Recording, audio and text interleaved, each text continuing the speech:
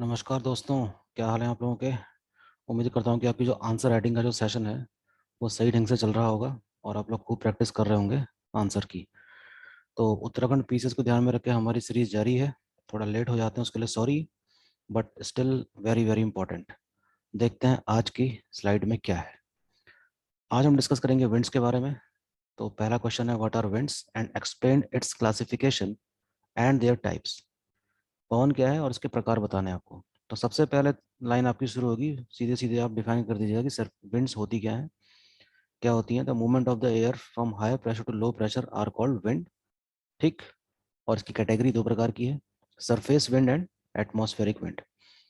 तो पहले surface wind को देख लेते हैं। सरफेस विंड ऐसी विंड होगी जो अर्थ के सरफेस के बिल्कुल पैरेलल ब्लो करेगी। ठीक। और अगर इसके रास्ते में कोई बाधा आती है, कोई लैंडफॉर्म आता है in the form of mountain, तो हो सकता है ये ऊपर उठ जाए। इसके ऊपर उठ जाने की वजह से कंडेंसेशन की प्रोसीजर हो सकती है और वर्षा हो सकती है। ओके। इसी तरीके से अगर आप ग्लोबल लेवल पे अगर देखें सरफेस विंड के मूवमेंट को, तो आप पाएंगे एक फिक्स पैटर्न पर विंड ब्लो करती हैं किसी दो खास लैटिट्यूड्स के बीच में। जैसे मैंने ये इक्वेटर बनाया है, इन दिस वी हैव, एक मैंने 30 डिग्री का लैटिट्यूड बनाया नॉर्दर्न हेमिस्फेयर में और ये सदर्न हेमिस्फेयर में। तो एक विंड है जिसका नाम है ट्रेड विंड। ये हाई प्रेशर से लेकर लो प्रेशर की तरफ आती है और एक खास पॉइंट में आकर मीट करती है, जिसको हम ITCZ भी कहते हैं, जिसको हम अलग अभी डिफाइन करेंगे। So let us check it out. Surface winds are those winds which blow parallel to the surface of the earth. They are permanent wind, एक स्थायी पवने हैं जिनको planetary winds भी कहा जाता है, and they blow in response of pressure distribution system pattern, जो कि अभी आपको डायग्राम में समझा दिया जाएगा। एग्जाम्पल्स क्या हैं सरफेस विंड्स के? Trade winds. Okay. Trade winds यानी कि व्यापारिक पवने, पछुआ पवने, ईस्टर्लीज यानी कि पूर्वा पवने, ये सब कुछ टिपिकल एग्जांपल हैं। इसके अलावा भी लोकल विंड्स होती हैं जो रीजनल हीटिंग डिफरेंस की वजह से ब्लो करती हैं थ्रू आउट द वर्ल्ड, और जहाँ पहुँचती है वहाँ की क्लाइमेटिक कंडीशंस को प्रभावित भी करती हैं। जैसे कि चीनूक का नाम सुना होगा आपने, हरमटन का नाम सुना होगा आपने, यामू का नाम सुना होगा, नॉर्वेस्टर है, ब्रिक फील्डर है। In the different part of the world में ब्लो करती हैं और वहाँ की क्लाइमेटिक कंडीशन को प्रभावित करती हैं। What are trade winds? Are called the tropical easterlies, यानी कि उष्णकटिबंधीय पूर्वा पवने हैं। They blow from northern they blow from north east to south west in the northern hemisphere. उत्तरी गोलार्ध में इसकी दिशा कैसी है? उत्तर पूर्व से दक्षिण पश्चिम की ओर। डायग्राम के जरिए समझाया जा सकता है बहुत अच्छी तरीके से।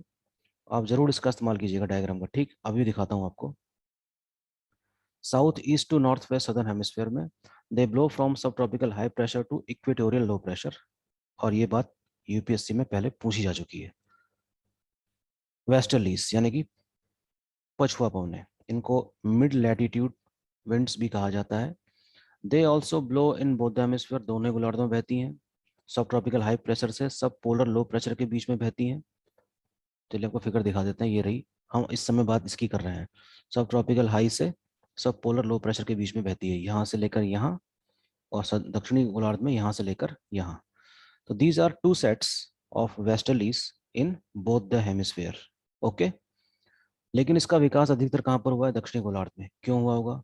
क्योंकि दक्षिणी गोलार्ध में लैंड मास यानी कि जो भूभाग है उसका विस्तार लगभग नहीं के बराबर है, and we have oceans all around.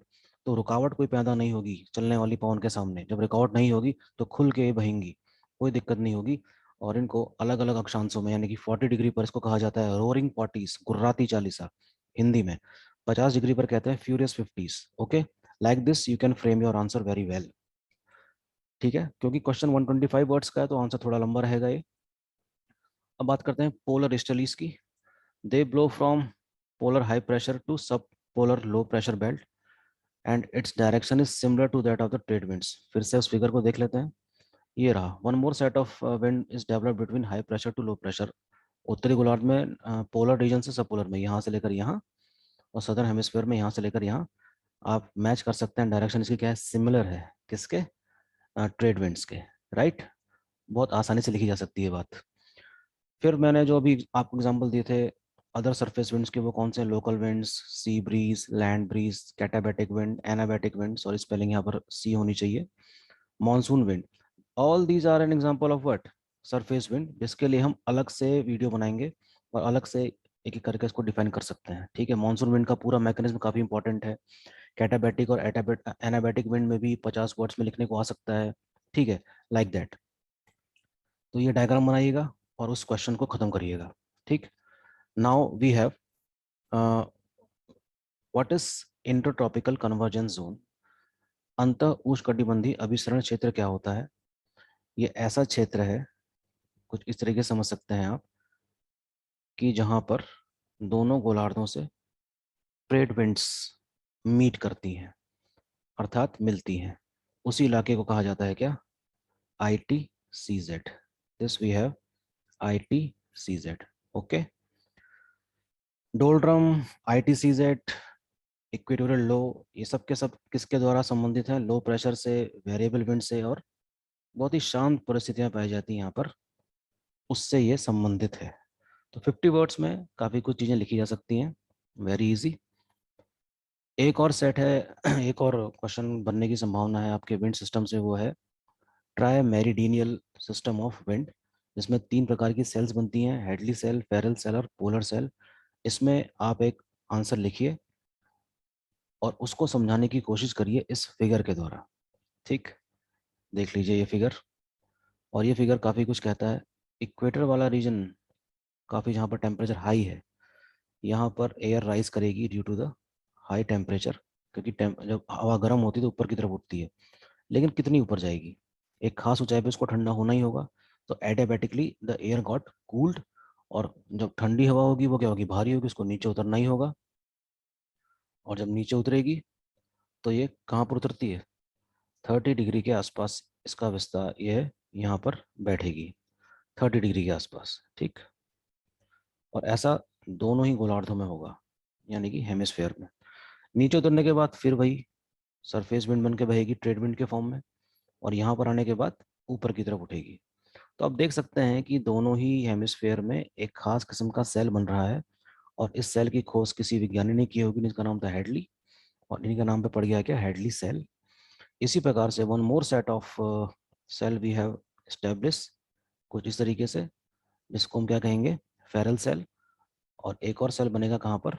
Polar cell के पास, जिसको हम कहेंगे पोलर सेल। और ये कार्यक्रम दोनों ही गोलार्धों में, यानी कि दोनों ही हेमिस्फेयर में होगा। ध्यान देने वाली बात इसमें यह है कि हेडली सेल की ऊंचाई सबसे अधिक होगी, फेरल सेल की उससे थोड़ी कम, और पोलर सेल की ऊंचाई उससे भी क्या होगी? कम होगी। ये ध्यान देने वाली बात है। क्यों होगी? क्योंकि सेंट्रीफ्यूगल फोर्स जो अर्थ के रोटेशन की वजह से क्रिएट होता है, ये सबसे ज्यादा कहाँ पर होगा? यहाँ पर। उससे कम कहाँ पर होगा? यहाँ पर। सबसे कम कहाँ पर होगा? यहाँ पर। इसलिए हम समझ सकते हैं कि why the height of these cells are not uniform, Hadley cell की ऊंचाई सबसे अधिक है। इस तरह की बातें अगर आपने डायग्राम के जरिए समझा दी तो एग्जामिनर आपको लगभग पूरे नंबर दे देगा। एक और सेट है हमारा विंड सिस्टम का, जो एटमॉस्फेरिक विंड का भी एक खास एग्जांपल, जिसको हम जेट स्ट्रीम कहते हैं। यहाँ भी 125 वर्ड से लेकर 250 वर्ड्स या 50 वर्ड में भी कभी कभी क्वेश्चन लिखने की संभावना है। तो आप पूरा इस तरीके से समझा सकते हैं कि what are jet streams, they are the important component of upper circulation, इस तरीके से लिख सकते हैं। ट्रोपोपॉज के ठीक नीचे बहती है, वेस्ट टू ईस्ट बहती है, सीधे नहीं बहती, बिल्कुल मेंडरिंग फॉर्म में बहती है। ठीक है, बिल्कुल मेंडरिंग बनाते हुए बढ़ती है, काफ़ी तेज बहती है। 1 नॉट की वैल्यू लिख दीजिएगा आप, 1.85 किलोमीटर पर आवर के हिसाब से। लेकिन 300 नॉट से बह रही है तो उसकी स्पीड कितनी हो जाएगी? 323 किलोमीटर पर आवर के हिसाब से। तो जब इतना बड़ा मूवमेंट इतनी तेजी से अगर एटमॉस्फेयर के अपर पार्ट में हो रहा हो, तो ज़रूर उसका इम्पैक्ट हमको सरफेस में भी देखने को मिलेगा। और जेट स्ट्रीम असिस्ट करती हैं किस चीज़ को? मॉनसून के मैकेनिज्म को इस्टेब्लिश करने में इंडिया के ऊपर। So jet streams further classified into 2 parts, polar jet and sub tropical jet streams, जिसको आप डिफाइन कर सकते हैं।